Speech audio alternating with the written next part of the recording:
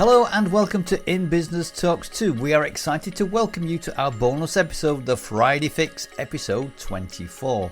We are your hosts, Tracy and Ian Earle, founders of In Business, a networking and business support community. And together, we are In Business.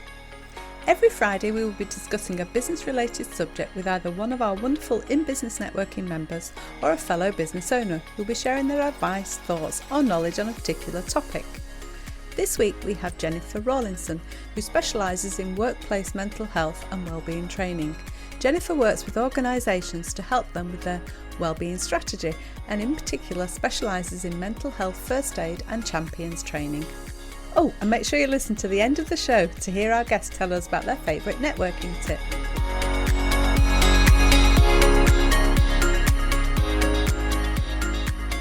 So welcome to our Friday Fix. Today we've got Jennifer Rawlinson with us today of Flourish in Mind. Welcome. Thank you. Welcome, Jennifer. Good to have you with us today. Thank you for coming along.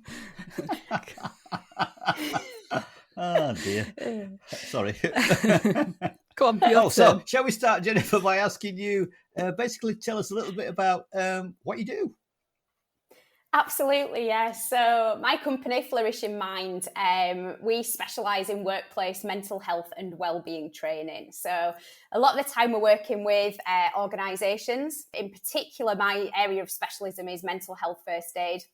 But I do lots of other mental health, wellbeing, stress management, anything to keep us healthy mentally, really. And it's the area of training that I really specialise in. But alongside that, we also help organisations with their overall wellbeing strategy as well. So that can be anything from the implementation, but it can go right the way back to the creation as well from the very beginning. So it all depends on how much or how little support the clients that we're working with need. And we take a holistic approach as well to wellbeing. It's not just the mental health side of things, but also social wellbeing, financial wellbeing, in addition to that, as well as physical well-being as well. So today we're going to put a focus on stress, aren't we, and what it is. So can I ask, are people feeling more stressed these days, do you think, than they did, say, 3 years ago, 5 years ago? I suppose the last 18 months has had an impact on that. Are you detecting more stressed folk? Yes, but I would say it's in different forms, and I think detecting it more, and I guess when we look at sort of the last 18 months, 2 years, the pandemic that we've been living through, I think what's been really good as a result of that, and it's not often you hear people talk about the good of the pandemic, but I think what it has done, it's allowed people to see that actually our mental health, it can be impacted. None of us are invincible. And there's very few people that I've come across that can actually say, yeah, it's not affected me at all. And I think because of that, I think it's enabled people to feel, more empowered to actually ask for help and talk about what they've got going on. So yes, I am seeing it happen, more people experiencing stress. But I think alongside that, I think people feel more able to actually talk about it. So not necessarily it wasn't there before, but that they're more able to open up about it. Yeah, you're right. I think I've noticed when you see things on LinkedIn and things like that, people are more open to saying how they feel, rather than in the past, people have said it's something that people didn't really speak about. You sort of kept it to yourself, really, if you felt stressed. Didn't you think, it's a bit of a stigma attached to it, no, almost. I won't wasn't tell there? people I'm stressed, or they might think ill of me or something like that. Yeah. So what effect can stress have on people? The effect can be, it has emotional impact and it can have physical impact as well. So when you look at the stress response system, and actually, we're talking about stress now as if it's a bad thing. It's not always a bad thing. Sometimes stress can be good for us.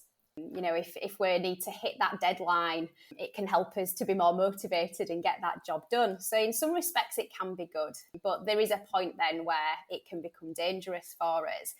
And that point is different from, for each of us as well. Some people can take on more stress than others.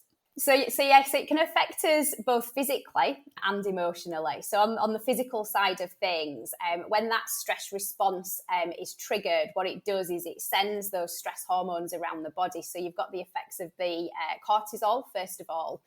And what's happening in our bodies when we experience stress is that we are getting ready to fight or run away for our lives. So it's our bodies getting ready for action. And, historically, when there were real dangers that we had to run away from or fight and escape from, that was really, really helpful, because what the release of the cortisol does is it makes the blood vessels smaller, and it diverts the energy to the big muscle groups. So it makes us more effective in either running away or fighting. And what it also does is it suppresses our digestive system as well. And what you've also got on top of that is the effects of the adrenaline, again, getting us ready in that kind of fight response. But what the adrenaline does is it increases our heart rate as well. So when we're experiencing stress long term, you can see how these physical effects actually can really take its toll on our bodies. If we're experiencing that ongoing, it can impact in terms of our blood pressure, it can affect our heart. It can cause things like weight gain as well, because of the impact it's having on that digestive system. So there's lots of physical effects that occur. But also as well, emotionally, because actually stress, again, left unchecked, can actually lead to the onset of the development of mental health conditions such as anxiety or depression as well. So emotionally, it can have, real impact in terms of our well-being. Yeah, yeah. What have you seen sort of more recently? Are people more physically affected or emotionally affected, or is it about 50-50? The people that you've met and seen, what's the split basically between the two, or is it one hand in hand? Yeah, it's hand in hand in a way. I'd say it's both, because what you've got the sort of emotional response to how we're experiencing that danger and things like uncertainty. So the pandemic has brought so much uncertainty, and we had so-called Freedom Day earlier this week. Yeah. But again, that's still not giving us that certainty that everything's okay. You go into some places, you've got to wear a mask. In other places, you don't need to. Other places have gone back to operating as usual. So you've got that uncertainty around what you're meant to do and when. But also as well, you've got individuals who've got their own fears and worries about this too. So it's that thought process that we have around the situation that then triggers that response. So you get the physical effects of it as well. So, definitely the two are going hand in hand.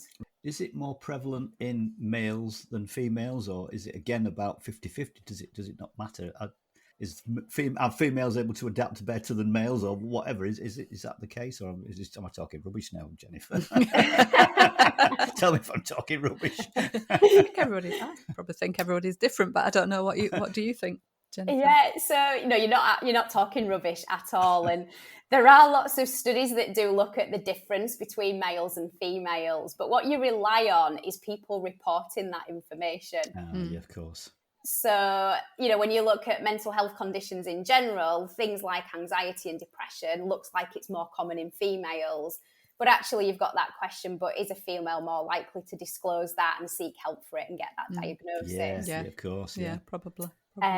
So it is tricky to kind of look at it in terms of the reports and things like that. Tracy, what you said there about how we're all different, and we are, because we've all got different experiences, and some of us are more or less able to cope with stress.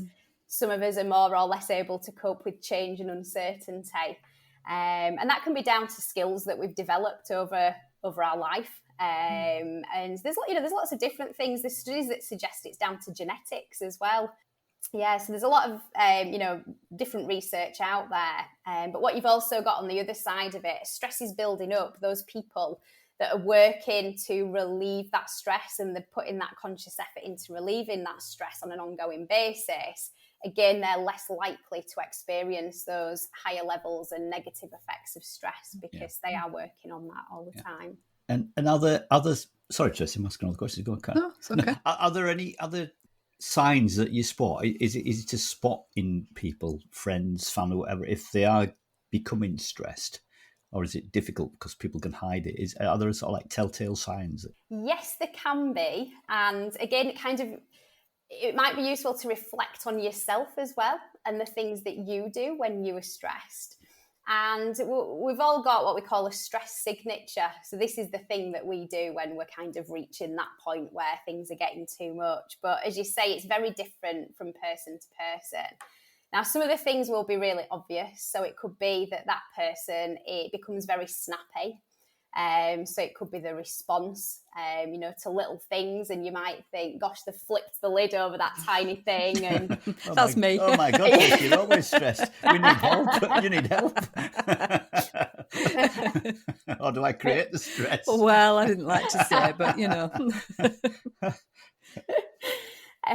So that could be one example, which is quite an obvious example. You can see that. But other things as well, it can be often when people are stressed, they hold that tension in the bodies. So sort of unexplained aches and pains, often in the neck and shoulders and things like that. So thinking, where did that come from? One of my telltale signs, which I've now realised what it is, and I used to experience it a lot years ago before I did the work that I do now, and that's an achy jaw. And it's because I'm clenching my teeth in my sleep. And I'd often wake up and think, what's that about? And then by the end of the day, it kind of disappears. It fades. Yeah. And then you kind of forget about it. But I've now realised, again, it's that tension. So things like achy jaw. And also as well, it can start to affect your digestive system. So actually people complaining of, stomach upsets and things like that, they could actually be other signs that person is under stress. As well. Right. Yeah. So is it leading to burnout in some people, would you say? Are there, people completely having a meltdown and, it's all too much?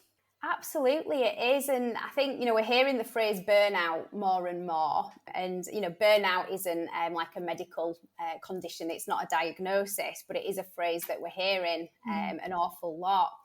And what burnout relates to, it's when stress has got too much and we're experiencing that on a prolonged, we're experiencing it ongoing. And burnout is basically when that person is experiencing emotional and physical exhaustion. So it's not just the stress, but then it impacts all different areas of the life as well. And I think, when you ask, are times changing and are we experiencing more stress?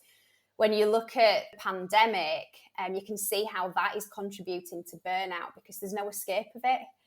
Every time you put on the news, you're exposed to it. Every time you go on social media, you're exposed to it. So it's really difficult to step away from that. Yeah, true.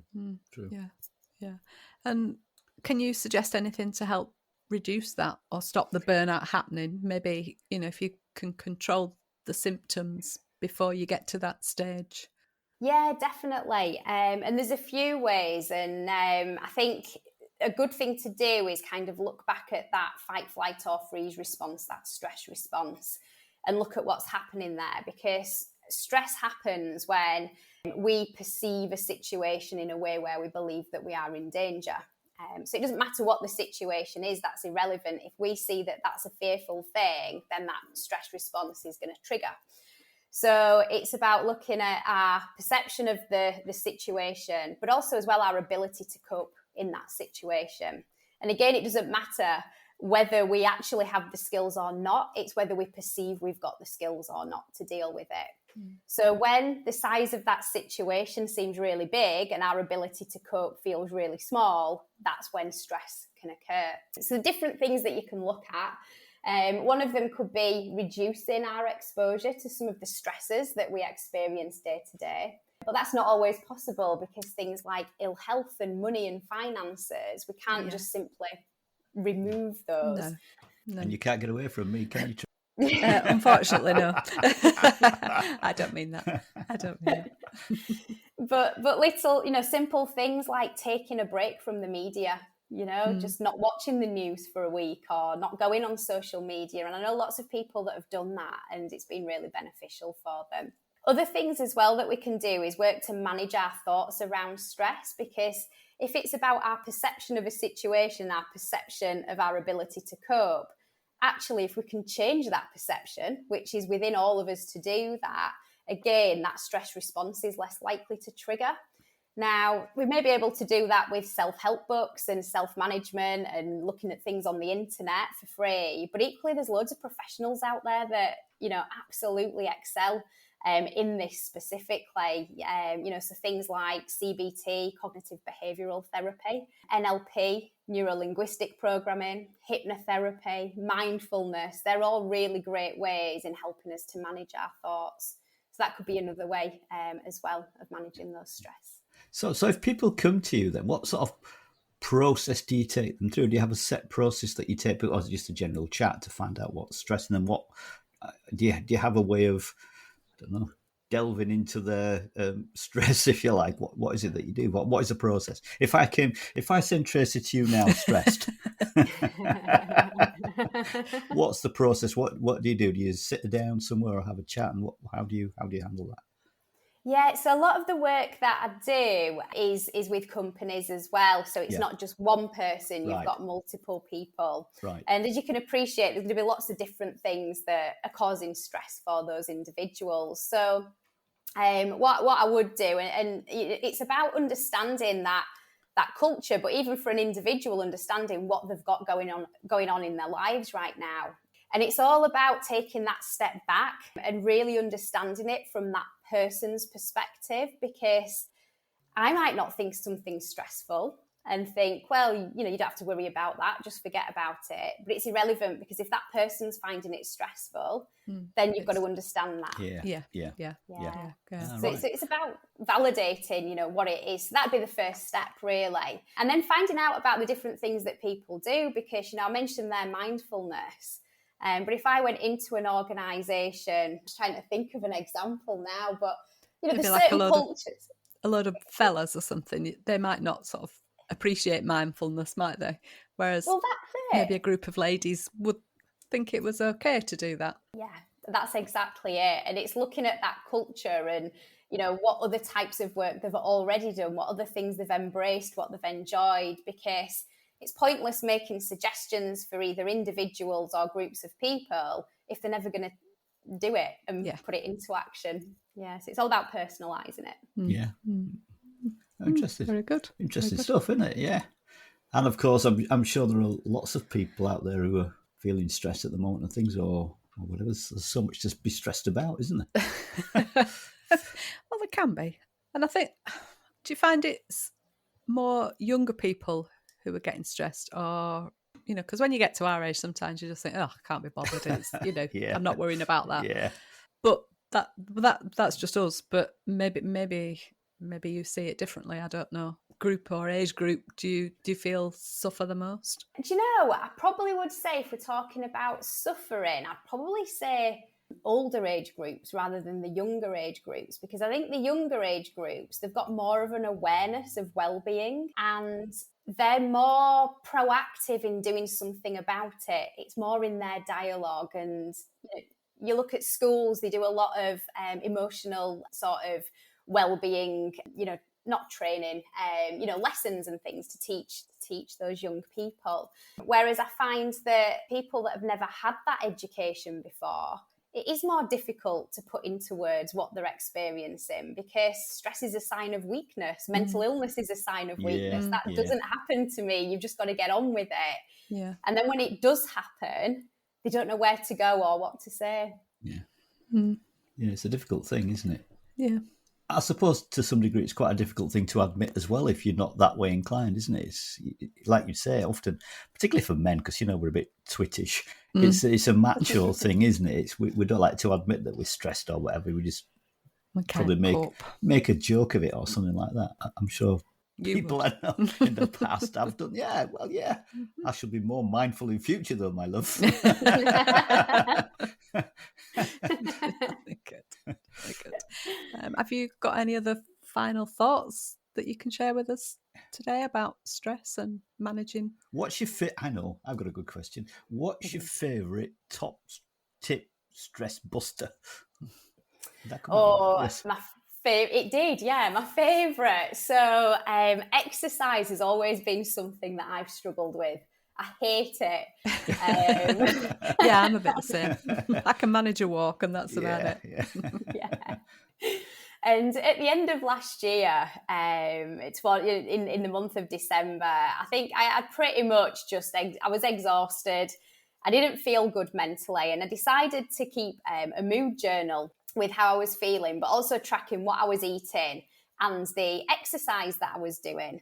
And, over the years, I've done all sorts of things where I'm tracking my weight loss against my exercise and tracking calories against exercise and all of these things to try and keep me motivated, and nothing ever worked. And I did this mood journal last year, and just seeing it was the correlation, it was amazing. The days that I did exercise, I felt really good.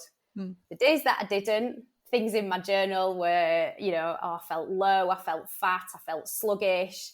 Just the difference that I could see exercise, the impact it had on my mood. So that was the thing that really motivated me. And I thought, right, I need to do something. So I signed up for Red January in January, which is run every day. January. Oh, right. I didn't know what that was then, yeah. But they changed it this year. So it wasn't just about running, which was great for me because I hate running. And it was just do some activity, some exercise every day. So I put it on social media, tracked my activity, and I know people probably didn't care what I was doing, but for me, it gave me that accountability to do it every day. Yeah.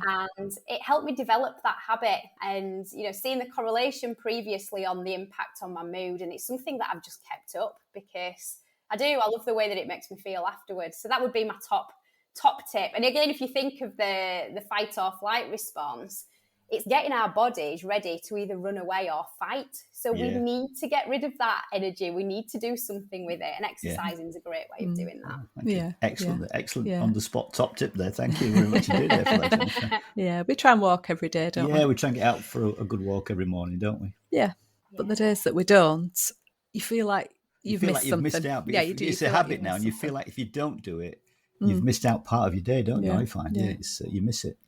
Yeah. So we'll see if we continue it in the winter. Yeah, that'll be the tricky bit. It's all right when it's nice weather. It's lovely when it's like this, but before we go, we usually ask our visitors if they have our guests. Should I say? Sorry, guests. Before we go, we usually ask our guests for one of their favourite networking tips, and I just wondered if you got one with you today, Jennifer. I have. Can I be cheeky? Can I share two? Oh, yeah. Of course you can. Yeah, of course. Yeah. Because I was struggling to pick which one was my favourite. So. Two favourite tips are good. That's good. Yeah. I'll share my top two. So the first one is about hearing, which sounds really obvious, but this is about really hearing what people are saying and taking notes and just being in the moment. And I've been guilty of it myself when I very first started networking, that in my head, I was more bothered about what my pitch was going to be, what I'm going to say next. And that was what I focused on. And actually, I never really heard what other people were saying. And until you do that, you can't then find opportunities to help those people either. So my first one is hearing. And then my second one is really getting to know people and build those relationships, whether or not their business is related to yours or whether they're going to be a client of yours or not. It doesn't matter. I think for me, networking, it's more about what happens outside of the room and after that event. And that's where the hard work begins. Yeah, it does. Yeah, definitely. Definitely the follow-up. I would concur wholeheartedly there. Definitely two top tips there. Thank you, Jennifer. Excellent tips, yeah. Thank you very much, Jennifer. It's been a pleasure having you with us today and for all your top tips and advice and everything. And if anyone does want to get in touch with you, how should they do that? What's the best way? Email, so jennifer.rawlinson@flourishingmind.co.uk. Or you can visit my website as well, which is also flourishingmind.co.uk. Or you could connect with me on LinkedIn. Great stuff. Lovely. So thank you very much for joining us today. We'll put all those things in the show notes as well, just so people Yeah. did miss whatever you said. We'll stick it in the show notes as well, just to make sure. Yeah. Great stuff. Lovely. Well, enjoy the rest of your day and nice to see you again. Yeah. Thank you very much, Jennifer. Take care. Lovely. Take Thank care. you for Bye-bye. having me. Bye. Bye.